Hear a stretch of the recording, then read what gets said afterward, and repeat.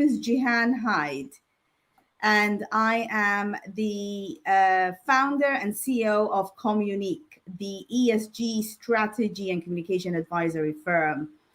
Today, we're kicking off our first ever LinkedIn Live series, whereby every week we will bring an ESG enthusiast or a sustainability enthusiast or almost a specialist. I know, Natasha, you said we shouldn't call you that, but I'm going to call you that, who will come and share with us their expertise, their insights on ESG and case studies and best practices.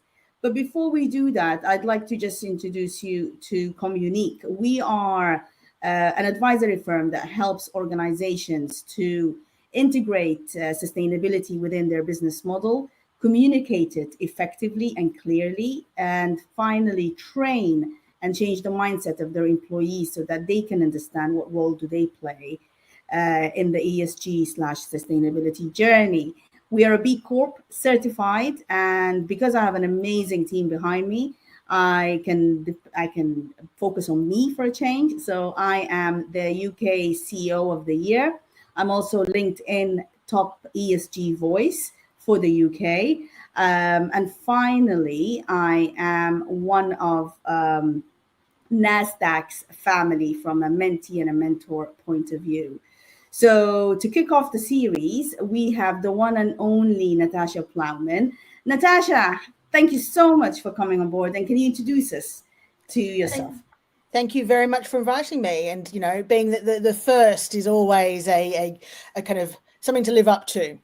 But so I've been working in communications, corporate affairs, and kind of reputation building for well over 20 years now. Started my career in politics and in NGOs in Australia, and moved to the UK, which will be 20 years this year as well. But and which is quite a milestone in many ways. And I've worked for kind of both charities, but also big companies ranging from Diageo and HSBC, to name a few. My preference is, my skill set is much more around campaigning and communications, but of course that comes with behaviour change and attitudinal change, and the biggest issues of the day are around sustainability and ESG, and particularly including the S, whereas the Diageo is very focused on responsible drinking, which is what societal needs as well from that particular company. Thank you, Natasha, for this lovely introduction. So the objective of today is to talk about the role that businesses play in accelerating the environmental, social, and governance agenda, ESG, or sustainability as some of us know it. And to give you some context, so in the world globally, there is around 500 million businesses, and there are 3.5 billion employees. So imagine if we take all of these businesses and then we all align in how we should be saving people on planet. Imagine the power that we can have. And from an ESG specialist point of view, what we tend to see with our clients is there are certain reasons why they care about sustainability. Either they are going through their round of investments, so the investors are asking them to look into it, or they're being regulated by their government, or finally, they are actually forced and pressured by their consumers and employees. And Natasha, when it comes to businesses, what do you think the role that they play in bringing this agenda to life and actually really accelerating it?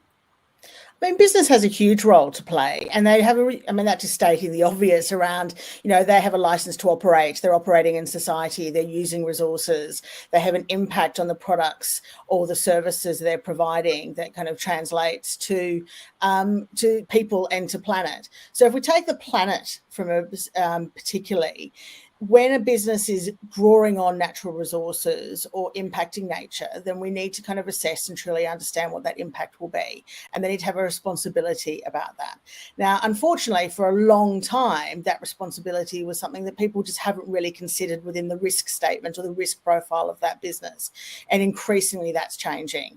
And I think we need to be really realistic that a lot of the change is happening because there might be a risk to the longevity of the business, or be a risk to stability of that business running. There isn't necessarily the same conversation around the moral requirements of a business to operate, which Yeah. on sometimes that is really hard for people who are passionate about this to understand, is that, you know, the moral basis that we come at it isn't necessarily going to translate to many businesses, but the risk will, and the ability for the business to operate in the long term is something they need to consider, particularly as we've seen on impacts to supply chains, impacts to kind of security of resources. We're seeing food issues in the UK. We're seeing various other supply chain issues in the UK around product development. And then when you go into the S side of things around people, you know, we're seeing all of those. And again, we can take the moral argument, and I will often take the moral argument to it, but to be really clear around the business impacts is, you know, where are your employees coming from? What do your employees want from you as a business? Are you paying a fair wage? We've just had the kind of the farce of International Women's Day yesterday, which I completely support, but it was so much of it is just virtue signaling and kind of trying to pat themselves on the back without necessarily doing the work that they need to do to have a kind of, you know, a business that is built on humans, which is what most all businesses are. And then the third one around governance, which I think is also really, it's kind of almost like the one forgotten about. But if you don't pay your people properly, if you don't govern your business properly and appropriately, if you don't have the structures and processes in place for you to, from starting out to a large company, then how can you even possibly do the other things that need to happen around kind of environmental sustainability, as well as, you know, ensuring you have a pipeline of employees into the future? I absolutely agree with you about the International Women's Day. For me, I don't like to celebrate it or talk about it much, because ideally we should be celebrating it the whole year, frankly speaking. And I just don't appreciate the people just saying, oh yeah, you know what, thank you for all the women who's, yeah, okay, fine. You don't need to have one day to thank the women who supported you. And I think as well, from one of the role that businesses do play, if we look at the S, for example, one of the roles is the equitable growth. So yesterday, I was part of the B Corp LinkedIn Live session, and it was about how can businesses, you know, move the dial when it comes to equitable, you know, growth. And in my opinion, equitable growth is all about equal opportunity. You have to give the equal opportunity to everyone, come gender, come education, come background. And when you do that, you achieve a stable economy, because everyone is going to be happy. The well-being is going to be very high. The expenditure for buying products will increase, hence the economy will thrive. And this is something that companies don't actually focus on much, because they're so worried of getting it wrong, I think. What do you think about that? I think it's really interesting at the moment, particularly where we are in a time of increased polarization of thought and ideas. And I think that is probably one of the biggest issues we need to kind of acknowledge and tackle as we move forward to kind of creating the world we want in the future. And I was just doing some reading before, and there's 3 areas which I thought were really interesting around kind of, you know, how do you own the polarization, understand the different audiences that you're speaking to, understand that people will have a different viewpoint to you, but if you can show empathy and listen to that really effectively, how do you then own the trade-offs that sometimes need to be made to kind of progress to where you want to in the future? And that means kind of expanding that landscape of opportunity, which I think inherent in that is going to be trade-offs. And we don't talk about trade-offs anywhere near enough as we should, because it's seen as, you know, something that is negative. But actually, for anything to change, there will be trade-offs, and that will impact either people or other decisions that you need to make. And the third one is, how do you build that creative future? So, you know, you've got different camps of people who have different viewpoints that are polarized, and that polarization is getting worse because we sit in these tribes of ideas, and if I don't agree with you about one thing, then I don't agree with you about anything. And I think that is, you know, a problem in itself.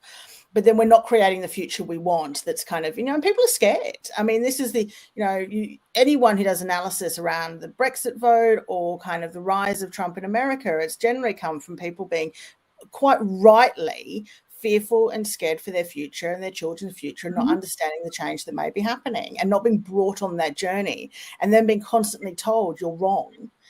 you're doing the wrong thing, or you're not worthy or part of this future, then people rebel. And I think it's that's unfortunately how society works. So we need to start looking at the language we use around the changes we want to make and be a lot more, really inclusive in the broader sense of kind of understanding that people will have a different viewpoint, and that's fine. And we have to work at not persuading everyone to your viewpoint, but look at ways that we can actually communicate that people have a shared agenda and a shared future and to look forward, to strive towards. We'll come to the communication part because I know that is what you specialize in. But when it comes to the language as well, I always tell my client and even my own team, they tell me that sustainability and ESG does not mean the same thing to everyone. And Nielsen, they've issued a report a couple of years ago on when they've surveyed thousands of people globally on the word sustainability and what does that mean to them. It was found that individuals in South America, for them, sustainability meant recycling, and that's it. Whereas in the Middle East, it was about female empowerment, for example. So it's very, very different. And it means different things to different audiences. And actually, when you're communicating and even talking about ESG or talking about the initiatives that you've adhered to as a business, you need to be wary that not everyone can sympathize or empathize with you. So yesterday I was in an event and someone was saying to me that they're undergoing an ESG, a sustainability master degree. And one of the modules where they were exposed to different living conditions of different individuals around the world. And she could tell that I was confused. I was like, that is a whole module of how you're looking at how people are living and what problems they're facing on their livelihood. And she said, yes. I said, well, I'm so sorry, I can't relate to that because I'm living it and breathing it every day. I come from Sudan. I know exactly how my people are living. All of my team members, all 14 of them, come from different countries. So I couldn't relate to that, if that makes sense. And what would be your advice when you are communicating ESG? If you're communicating from a particular standpoint of a business, the first thing to always kind of say, well, what is your purpose? What are you trying to achieve, and who you are as a company or who you are as a business? And from that is kind of who are the audiences you're trying to influence and why. So often we have this, and I think this often comes from, people who work in communications, and particularly people who are selling communication services, quite rightly so, is they think we need, the outcome is to talk more, where actually we need to be talking a lot more specifically, and it's not broadcasting, it's about having a better conversation with those audiences you need to, and the outcome being that, do you trust what we're delivering or doing? Will you buy more from this as us as a company? Do you have a shared future for what this business is going towards? I think, but the empathy that's required to understand different worlds and different lifestyles and different is so important, particularly when you come from a country like, Britain or the US, where they, we can get very blinkered into, my world. And we're seeing that in the UK around polarization. I had the great opportunity when I was at Diageo of heading up comms for Africa. So I got to go to different countries across Africa. So I spent a lot of time in Kenya at the time and getting to know the teams there. And I spent a lot of time in Nigeria and also South Africa and went to Cameroon as well, and being able to talk to people and see how different people live, their aspirations. And I think, and for Africa in particular, which I think is really interesting, is it's, as you well know, and I'm sure you're sick of saying, it ain't one country. And, there is such a diversity of viewpoint. Yeah. And what I found really interesting, and particularly around, is that, you would use these images about Africa, which were so stereotypical and didn't talk to aspiration, didn't talk to growth, didn't talk to where, different countries wanted to see their future developing. It talked to what we expected Africa to look like. And if you want to talk to different markets, then you need to empathize and put yourself in the shoes of those different countries. And you need to and not this whole way that you're better, And it was really eye-opening for me, because, you know, I would be the kind of the white woman coming from head office in London to help, work on the communications with the local team. And, but what I needed to do was kind of sit with the local team and understand what they were doing, understand what they were facing, understand the different writing styles, understand the different way the hierarchy operates in different markets in Africa to how it may operate in the UK, and to be much more open to listening. And I think businesses need to kind of do that a lot more. The colonial approach of some businesses, particularly global businesses, about this one way they operate, doesn't necessarily, serve them if what they're trying to do is build trust and resonance with different markets that they might be operating in. I think as well, I love what you've just said, because it does talk to me. When you think global will act local, and I think one of the obstacles that businesses are facing at the moment is that when and how do we start our ESG journey? What are the steps that we need to follow in order to become impactful from a people and planet? Once you figure out what are these steps, then actually take your strategy, but then go and test it locally. Yeah. Don't assume. Yeah, and it's so much of these strategies are built on assumptions that are from your viewpoint and what you understand, or you understand in the head office of what you know. And I think and so much of a strategy is kind of, and we set these targets, these targets that are kind of, ridiculous numbers, kind of 10, 15, 20 years in the future. We kind of say them, and they are aspirational, and they should be aspirational, but they shouldn't be so binding that we don't flex and learn and change to the circumstances that we're doing. And I think a lot of the fear that people have about this, so you've got this fear of setting targets, because what if we don't reach them? Own that and own the lessons that you're learning and have that conversation, but then don't be silenced by not being able to talk about what it's complex. Getting onto the ESG journey of understanding how your business, the impact it has from a sustainability point of view, is hard, because you've got the direct impact, then you've got your supply chain, then you've got the impact at the other side around, what your products might be doing. No one says this is just some easy kind of thing you can suddenly, whip up in a week. There is a lot of data and kind of understanding you need to go through to even start the journey, I suppose. And then you have the talk with the people around, what kind of employees do you want now? What do your employees want in the future? What's your impact on the societies you're operating, the communities you're operating in? And all of those things are complicated, but you won't go anywhere unless you start that conversation. And I think the break through the fear of that starting is probably the first step. And those baby steps are looking at your direct impact. Then you go into your indirect impact through your supply chain. And then you go into kind of the broader than that, into your wider community and society. But not even that. I mean, yes, okay, fine. It's very scary. It's a lonely place when you're starting your sustainability journey. But that doesn't mean you're alone in this. No. It doesn't mean that you can't go and partner with others to figure out how did they do it, and then learn from their mistakes and see if it's applicable to you or not. So I'm not even saying go to a different sector, go to similar sectors, similar peers who's done it. And this is why, if you look at the UN Sustainable Development Goals, which is the overarching framework from a sustainability point of view, the most important goal, in my opinion, is the 17th, which is partnership.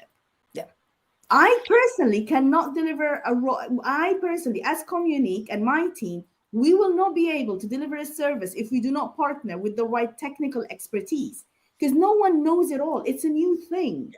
Yeah, and look, and there's such, I mean, I was looking at a kind of an infographic someone did of all the organizations, rating bodies, target setting bodies, and it's just mind-boggling. Yeah. And we are in a time of flux at the moment where, people are recognizing this is really important. There's a lot of businesses starting up around saying that they have the holy grail of being able to kind of give you your assessment and set your strategy, but that will never take away from actually doing the work. And it means, you know, you need to kind of be really introspective about what your business is doing, where you want your business to go in the future, and be able to kind of measure the right things for your particular business. And you're absolutely right around partnerships, but then also there is a kind of watch out that don't allow partnerships to kind of take the responsibility away as well. You know, partnerships are incredibly important, but you can't hide behind them. You can't hide behind, well, we've got these targets through this industry association that we're in, so we've done that work, so tick that box. That ain't going to change the, you know, the real actions that need to be taken around, you know, reducing your energy use, reducing your impact on nature, increasing diversity and inclusion within your business more broadly, and kind of and how you can make sure that you have the right license to operate as a company.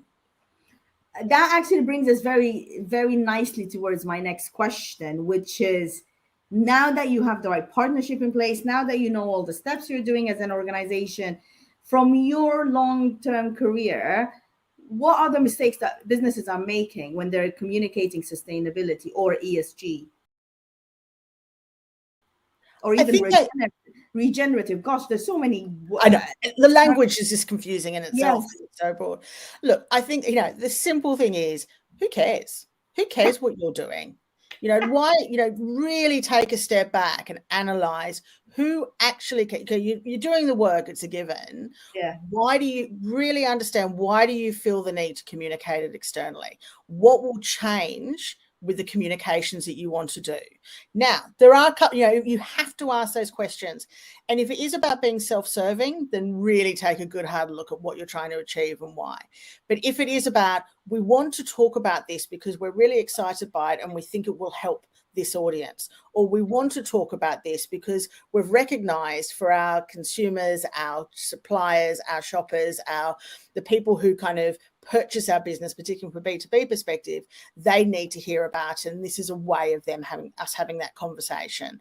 Or our sector, it's, you know, we think we've developed something that we want to give to the rest of the industry, or we want to kind of help drive that conversation. So it's about the audiences, and what the outcome is for those audiences will determine why you would communicate. Now, I think the biggest problem, you know, and then of course you've got investors. I mean, investors are hugely interested in making sure that you have the right process in place, the rigor behind what you're doing. But what we've got at the moment is that, of course, profit, you know, and we can't deny it. Of course, profit is going to be the one thing that we want to hear about a business succeeding. You can't do all this other stuff unless you're profitable and you're growing as a business. But then also acknowledging those trade-offs. So it's know the audiences, why do you want to talk, and then kind of communicate based on what those audiences need to hear from you, not just what you want to say. Because the alarm bells are always ringing when it's just about, we've done this, we're amazing, without the kind of the real kind of the resonance with the particular audience that you're talking to. I agree. And I think that that's actually aligns to what I was just saying this morning. So I was speaking to a group of female leaders about ESG and how ESG actually could be a lever to elevating women empowerment through the right governance within an organization. And I was saying to them, one thing that we need to be absolutely clear about, there is a huge difference between communicating ESG and sustainability. Okay? Because ESG, the target audience for E, S, and the G are the investors, pure investors and analysts. So it's very data heavy. It's very dry, you know, and the ways you communicate, the channels you use to communicate, those include either analyst calls, reporting, you know, or face-to-face investor meetings. However, with the sustainability is a wider umbrella. It has the D&I element to it. It has the employee well-being element to it, health and safety. There's a list of elements that fall under sustainability. No, and I think that's really interesting because, I mean, ESG as a term is taking a battering at the moment, because it has been used kind of disingenuously by a lot of different entities and people. I thought it was a really interesting kind of articulation of it recently, whereas ESG is a backward look, it's looking at what you've done, whereas sustainability and purpose and kind of is like, what is your license to operate? Where do you want to go in the future? What does your business stand for? How does it kind of operate within the communities or the people that it kind of connects into? And so I think it is a lot softer in itself, but both require data and both require understanding and both require you to do some element of work. I find the whole, the reporting trend kind of really interesting in itself, that, that people create these reports and get the data because it is a requirement, particularly of a listed company in most markets. And it's a great way to gather people together to get the data and understanding. But we can actually use those reports a lot more effectively to tell a story, to build relationships, build communities and partnerships than necessarily what we do. And we need to challenge ourselves, if you're responsible for dealing with particularly ESG or any sustainability report, to kind of again go back into the audience that you're trying to talk to and start looking at the stories that can come out of that report that build those connections and relationships, then rather than just ticking a box. Because it's quite unfortunate the amount of effort and time that goes into reporting to just sit on a shelf, and really that's generally what it does.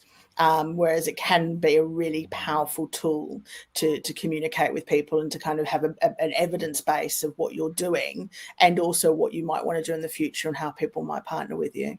I love reports. Personally, when I was an employee, I used to just go in and read reports to understand what the company is all about. And now, before we take on any clients, if they have a report, we read the report to understand. For me, reports are interesting, but it's the way it's written. Yeah, but then also they're marketing documents. You're only ever going to know the bit they want to tell you, and I think that's so that's and that's a given, and that's fair enough. So there's also but there's also kind of the role of the media and kind of investigative journalism and kind of people understanding what people are doing. But I think the reports are definitely give you that window into a company right from the outset for what they say, but also what they don't say. And I think often kind of what people don't say about what they're doing is just as telling as what people do say, because obviously they always want to put themselves in positive light. Exactly, and this is where greenwashing happens, isn't it? Yeah, and completely. Can you walk through what is greenwashing for those of us out there who don't know it?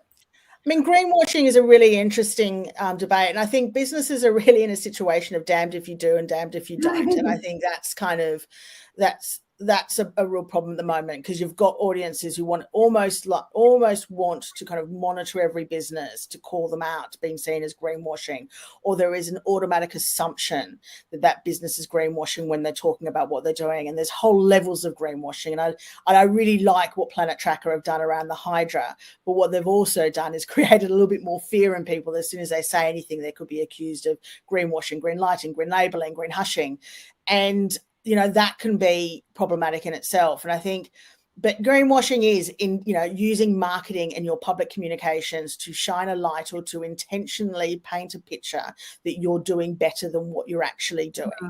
We've seen a lot of examples, coming up recently, that more are going to come out, particularly with the Green Claims Code in the UK. They pulled up Innocent, they pulled up Oatly, they've pulled up HSBC, they've pulled up, Unilever and one of their brands as well. And I think it's, so that people will be looking at it.